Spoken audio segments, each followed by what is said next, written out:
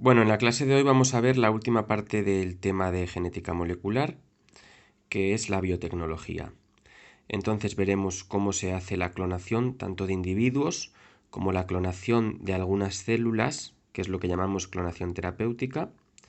Veremos lo que es la electroforesis, la PCR tan famosa y la manipulación genética. Vale, vamos a empezar viendo lo que es la clonación de individuos, la famosa oveja Dolly, que posiblemente os suene, fue el primer mamífero creado, ¿vale? El primer mamífero creado por clonación. ¿Qué es clonar? Clonar es obtener un individuo genéticamente idéntico, ¿vale?, a otro. Es decir, clonar es coger una de mis células que tiene mi ADN y crear otro individuo exactamente igual a mí genéticamente, ¿vale? Entonces, en el caso de la oveja Dolly, ¿qué es lo que se necesitó? Se necesitaron 3 ovejas. Esta es la oveja que va a ser clonada, ¿vale? Y eso es importante que lo tengáis claro. Esta es la oveja que va a ser clonada. Esta oveja va a donar un óvulo y luego esta oveja va a ser la que se quede embarazada, ¿sí? ¿Cómo se realiza la clonación? Vale, lo que hacemos es tomar una célula madre de la oveja que va a ser clonada. Os recuerdo que las células madre son células de nuestro cuerpo que pueden dar lugar a cualquier otro tipo de célula, ¿sí? Es una célula indiferenciada y puede dar lugar a células de la piel, células del tejido óseo, células del tejido eh, nervioso, ¿vale? A todos los tipos celulares. Entonces, yo tengo esta oveja y extraigo de ella una célula madre que tiene, como veis aquí pone 2N, porque tiene 2 juegos de cromosomas, evidentemente, ¿vale? Y aquí tengo la oveja donante, que es la oveja que va a donar un óvulo. Este óvulo pone N, porque solo hay un juego de cromosomas. Ya sabéis que para que aquí este óvulo salga adelante, necesitamos que sea fecundado por un espermatozoide, para que así sea 2N, para que tenga los 2 juegos de cromosomas homólogos. Entonces, ¿cuál es el siguiente paso? Esta es la que voy a clonar, por lo tanto a mí lo que me interesa es el material genético de esta oveja, el que está en esta célula madre, ¿sí? Este óvulo le voy a extraer el núcleo. Vaya por Dios, hombre. Se le extrae el núcleo y dejo el óvulo sin núcleo, ¿vale? Y ahora, ¿qué es lo que voy a hacer? A la célula madre de la oveja que quiero clonar, extraigo el núcleo, ¿sí? Y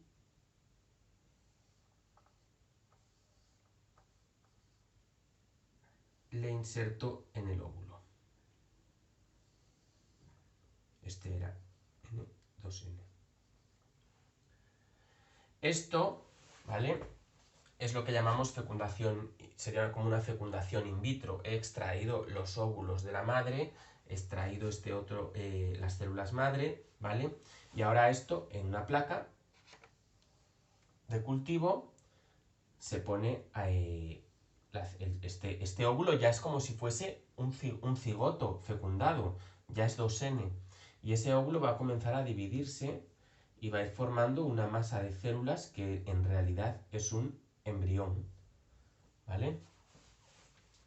Vale, ya tengo el embrión.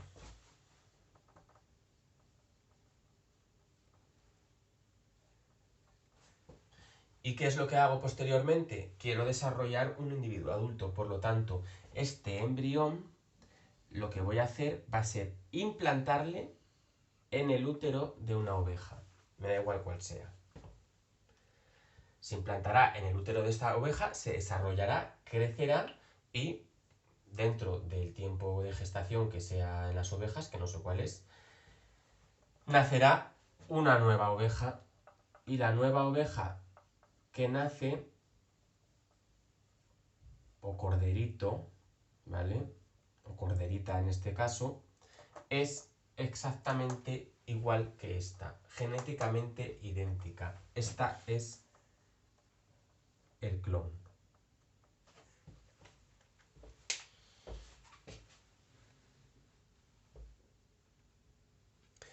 Vale, eso sería la clonación de un individuo.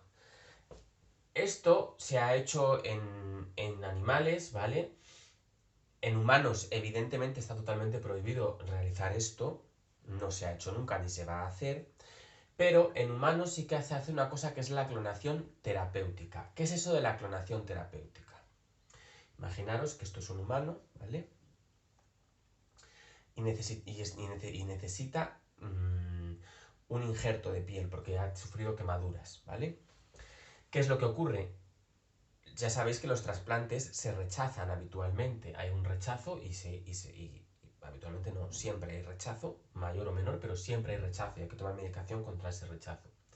Por lo tanto, si yo puedo extraer mis células y con ellas crear mi propia piel, no va a haber un rechazo porque es mío propio y mis defensas no lo van a atacar.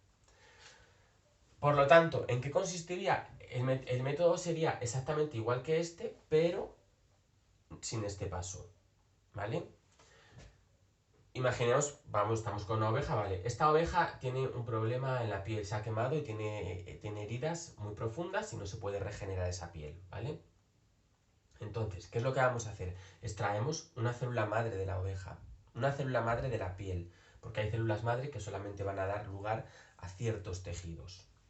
La insertamos en un óvulo y ¿qué hacemos? Que esa célula madre crezca. Cultivamos células madre de la piel y con esas células madre de la piel pueden dar lugar a tejidos de la piel y poder regenerar en la oveja que estaba enferma, ¿vale? La piel. Este paso me le como, ¿sí? No sé si se ha quedado claro. O sea, os lo explico conmigo mismo. Sufro quemaduras en la piel, ¿vale? Entonces, ¿qué es lo que se va a hacer? Se va a coger células madre de mi cuerpo, de otra zona del cuerpo, ¿vale? Y esas células madre se van a cultivar, se cultivan porque no se puede cultivar, se les añade sus nutrientes y se cultiva in vitro. In vitro quiere decir en cristal. Se cultivan esas células madre y posteriormente se me pueden hacer injertos de mis propias células madre para regenerar mi piel. Pues las células madre ya sabéis que dan lugar a cualquier tipo de célula. No todas, ojo, hay células madre embrionarias que dan lugar a, eh, a todo tipo de células, ¿vale? De todo el cuerpo. Y luego a las células madre adultas. Debajo de la piel tenemos células madre adultas que dan lugar solamente a células de los tejidos de la piel. No pueden dar lugar a células del hígado, por ejemplo, ¿vale? Pero la clonación terapéutica sería eso. Vale, hasta aquí la clonación. Ahora os voy a enseñar lo que es la electroforesis y la PCR.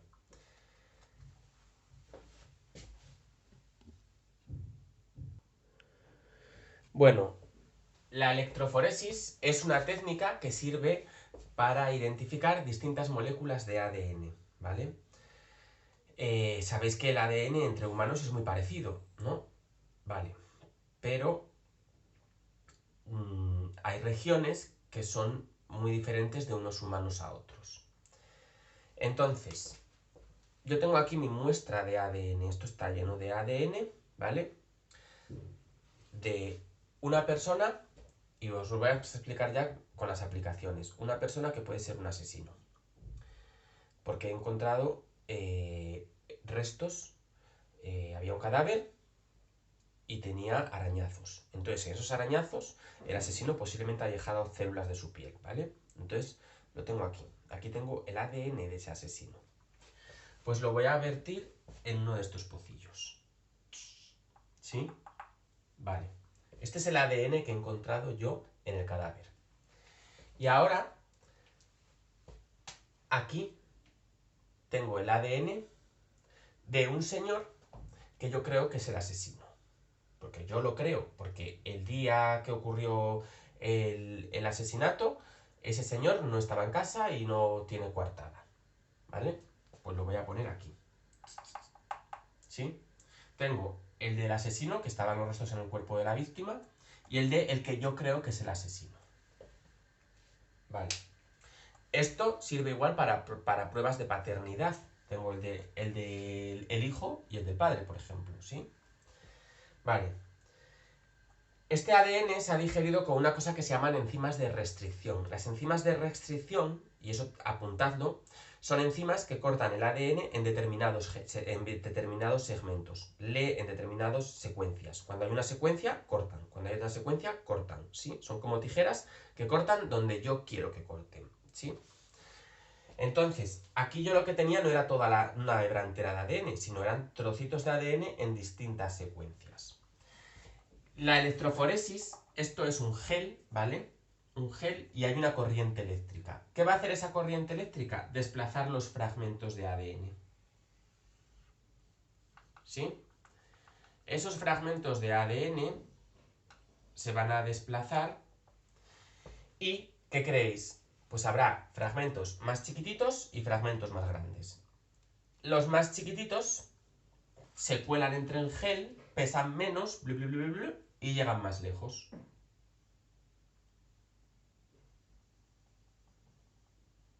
Y van quedando bandas.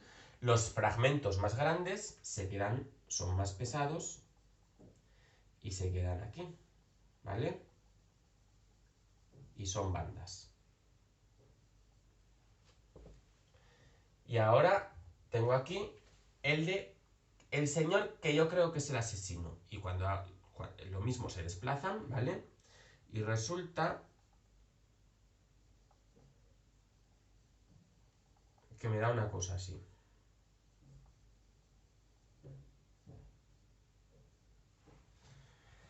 ¿Es este señor el asesino? No, porque fijaros, estos coinciden, pero este fragmento de ADN no está aquí. Por lo tanto, no es el asesino, ¿sí?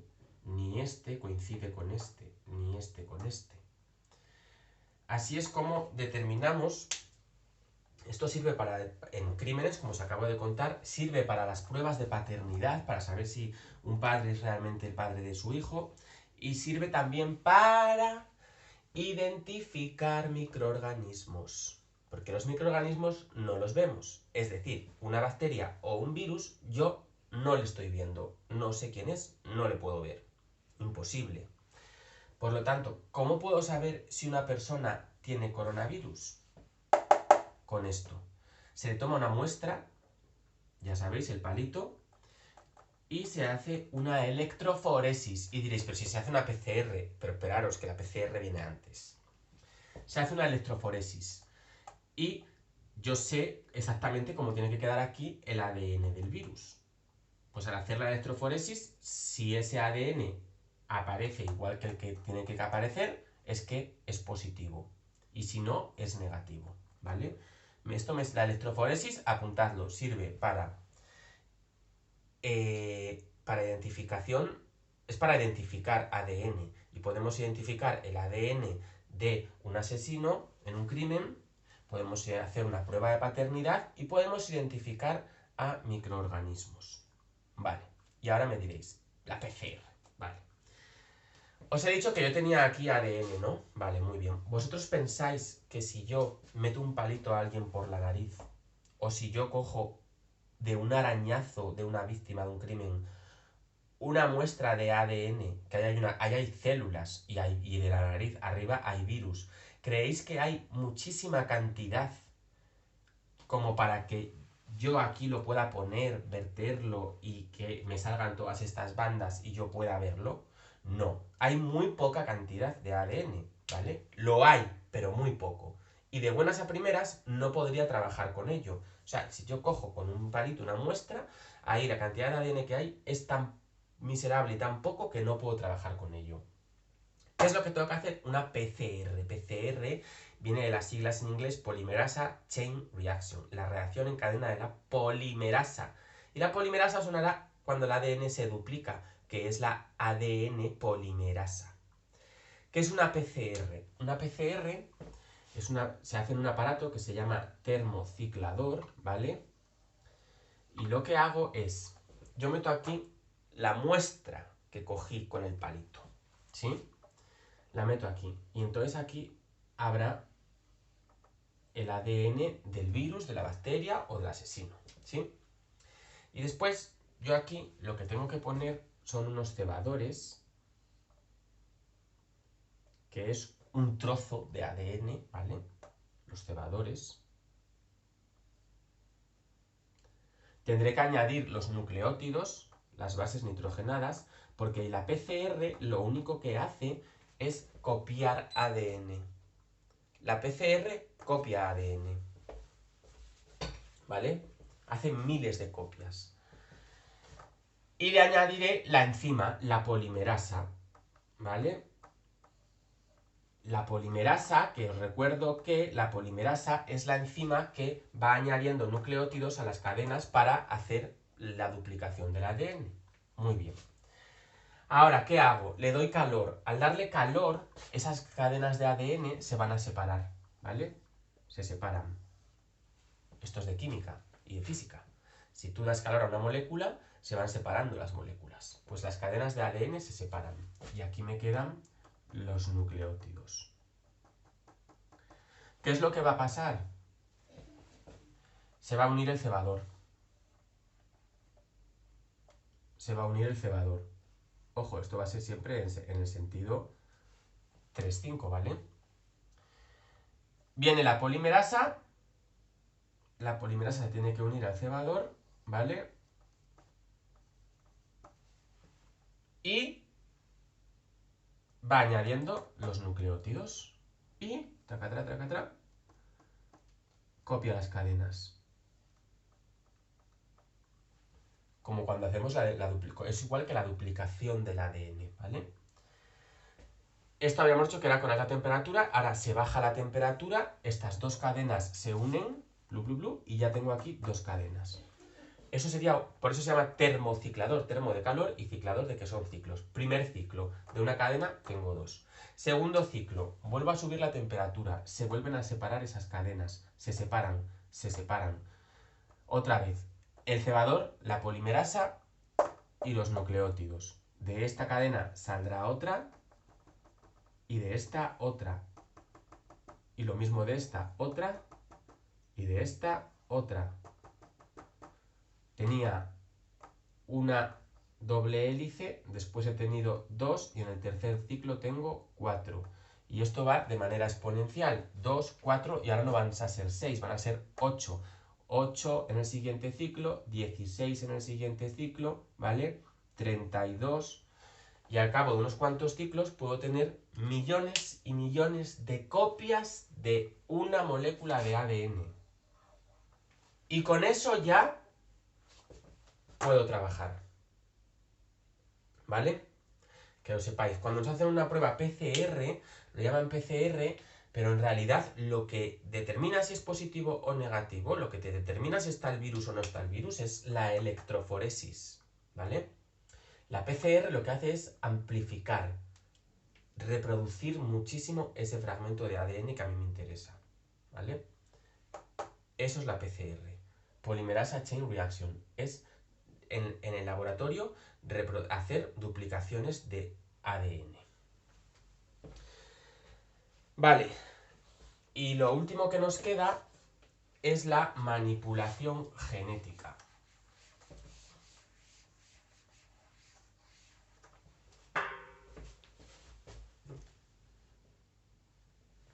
¿Qué es la manipulación genética?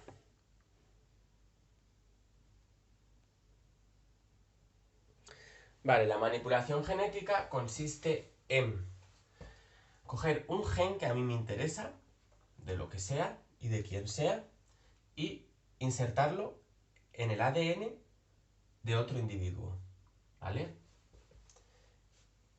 Por ejemplo, voy a hacerlo con una bacteria. Y para que veáis la utilidad. Este gen es el gen de una célula del del páncreas de los humanos. Sabéis que los humanos producen insulina, ¿vale? Para bajar el azúcar de la sangre. Y hay gente que es diabética que no la produce. Entonces esa gente se tiene que pinchar insulina. ¿Cómo demonios fabricamos esa insulina? ¿En un laboratorio? Sí, en un laboratorio, pero ¿cómo? Vale. Pues muy sencillo. Este es el gen de la insulina de un humano, ¿vale? Del páncreas de un humano. Yo cojo, Del páncreas de un humano saco células y de esas células extraigo el ADN. Con enzimas de restricción, que las dibujo como unas tijeras porque os he dicho que cortan determinados genes, ¿vale? Con esas enzimas de restricción corto justo el gen de la insulina, ¿vale? ¿Que tengo poco? ¿Que tengo poco? No pasa nada, hago PCR y se copia. Se copia y tengo miles de copias del gen de la insulina, ¿sí? Vale, pues de esto lo corto y ahora ya le hago una PCR y tengo miles de copias, ¿sí? Miles de copias del gen de la insulina. Vale, y ahora me dirás, vale, ¿para qué quieres miles de copias del gen de la insulina? Pues muy sencillo. Cojo una bacteria, o unas cuantas. Las bacterias no tienen núcleo, pero tienen el ADN en el citoplasma, ¿vale? Y lo que yo hago es, estas miles de copias del gen de la insulina las puedo meter en un virus que es un vector. Un virus inactivo, ¿vale? Por eso hay gente que dice, los chinos trabajan con virus en los laboratorios. Los chinos y nosotros y todo el mundo, si son muy útiles. Yo cojo este virus, que es un vector, y le bombardeo con esto, hasta que el punto de que entre. Ya está. Ya tengo aquí el gen de la insulina. Y ahora solo tengo que hacer una cosa, que el virus infecta la célula. El virus infecta la célula, ¿y qué es lo que hacen los virus? Los virus meten su material genético, ¿vale? Meten su material genético, y ese material genético se inserta en el núcleo. Lo voy a poner en negro para que se vea distinto.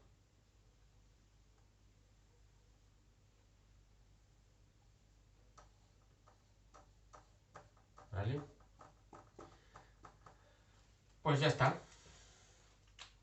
Ya está. Esta bacteria va a hacer lo que hacen todos los seres vivos. El ADN se copia a ARN mensajero y este ARN mensajero va a los ribosomas lo leen y ¿qué fabrican? Fabrican lo que pone en ese gen. Y en este caso, ¿qué es lo que pone? Insulina. Y esta bacteria va a producir insulina. Me diréis, bueno, pero con una sola bacteria, ya, pero es que lo he hecho con bastantes. Y además, eso no es lo mejor de todo. Esta bacteria, el día de mañana, cuando se divida, que las bacterias cada 20 minutos se han dividido, ¿vale? Y forman dos nuevas, se dividen, ¿vale? Se dividen, y yo puedo criar bacterias que tienen el gen de la insulina y producen insulina. Y en un tanque industrial crío bacterias que producen insulina. ¿Sí? Vale. Esta es una de las... Así es como se modifica genéticamente un organismo, un microorganismo. Y esta es una de las aplicaciones de las modificaciones genéticas, ¿vale? Evidentemente, ¿vale? No me pueden modificar genéticamente a mí. O no puedo modificar genéticamente a un perro, ¿vale? Porque yo tengo millones y millones y millones de células en mi cuerpo. No puedes modificar genéticamente todos los millones de células que hay en el cuerpo. Pero sí puedes crear un organismo modificado genéticamente, ya sea una planta o un animal. ¿Cómo? Pues muy sencillo.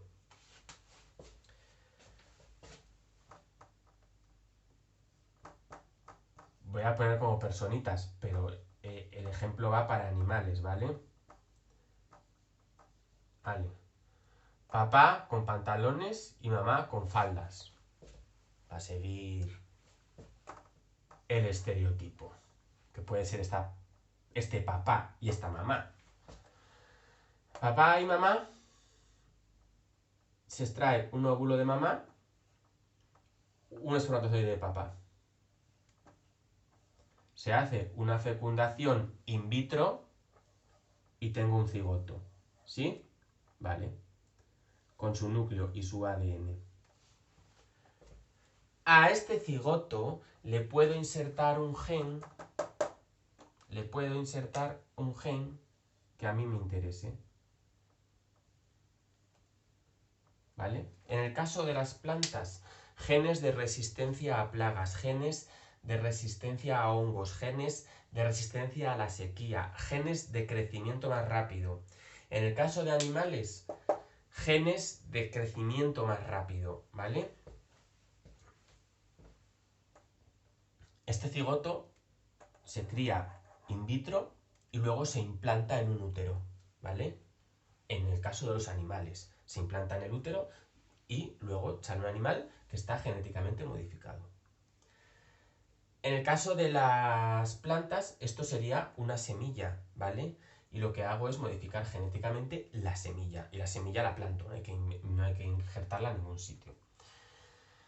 Me preguntaréis, ¿se modifican genéticamente los humanos? No, no se puede modificar genéticamente a un humano, punto, está prohibido, porque eso sería tener hijos a la carta. O sea, yo podría decir, no, es que quiero que mi hijo sea así, ya sabe, y está prohibido. ¿Para qué se usa la modificación genética de animales? Pues para modificar genéticamente animales de granja, o sobre todo se ha hecho en el salmón. Hay muchos salmones que se crean en piscifactorias que están modificados genéticamente para que crezcan más rápido y así yo le doy de comer, el salmón crece mucho más rápido y yo gano más dinero. Lo mismo con los vegetales, ¿vale? Los vegetales se modifican genéticamente para que sean resistentes, yo gasto menos agua o le tengo que abonar menos o es resistente a plagas, ¿vale? Y evidentemente esto trae sus dilemas porque cuando creamos plantas y animales muy resistentes pueden llegar a ser especies invasoras, ¿vale? Es decir, si yo planto un maíz, hago plantaciones de maíz que son resistentes a plagas, que son resistentes a la sequía, que son resistentes a todo, igual dentro de unos años me encuentro con que ese maíz, las semillas ya sabéis que se dispersan y que empieza a ser una plaga el maíz en sí, ¿vale? A ser una especie invasora. Ese es, y lo mismo pasaría con los animales, ojo. Y aunque sean animales criados en granja, se pueden escapar, que ha pasado muchas veces. Y es un desastre ecológico porque lo que hacen es competir con los animales autóctonos y desplazarlos.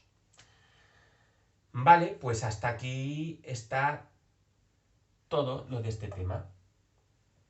Que quiero que toda esa parte de la biotecnología no va a entrar en el examen, ¿vale? Os puedo preguntar para qué sirve una PCR, para amplificar el ADN, para qué sirve la electroforesis, pues para identificar fragmentos de ADN, o para qué sirve esto, ¿vale?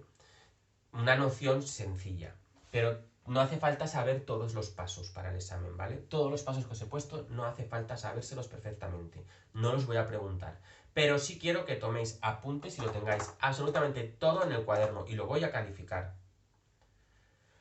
Así que eso es todo respecto a la biotecnología. Espero que os haya gustado, que es muy interesante.